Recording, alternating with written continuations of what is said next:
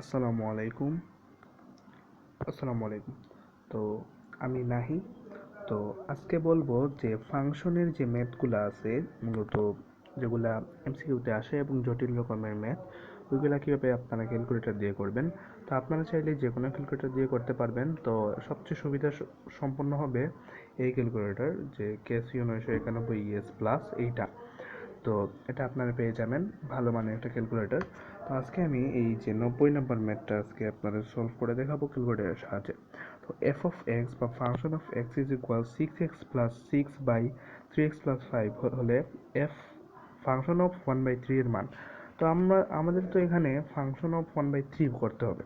তো প্রথমে যা দেওয়া আছে function of x is equal যা দেওয়া আছে ওইটা আমরা আগে তুলে নিব। দেখুন এইটা আগে তুলে নিব যে 6x প্লাস 6/3x প্লাস 5, তো ক্যালকুলেটারে তুলে নিব। তো এখানে ভগ্নাংশ তুললাম। তো এখানে আমরা 6x দিব লিখে, 6x প্লাস 5 বাই কত 3x প্লাস 5, এটা দিলাম না। এবার আমরা x ইজ ইকুয়াল কি ওইটা দিব। ওকে, এবার আমরা সেই জন্য শিফট দিয়ে সলভে ক্লিক করব এবং x এর মান দিব 1/3, বাই 3। তো এইটা আসে মান। আমরা এবার মিলিয়ে দেখি আসে কিনা ঠিকঠাক। দেখুন এইটাই আসছে মান। তো ভিডিওটি ভালো লাগলে সাবস্ক্রাইব করে রাখুন, লাইক করতে ভুলবেন না।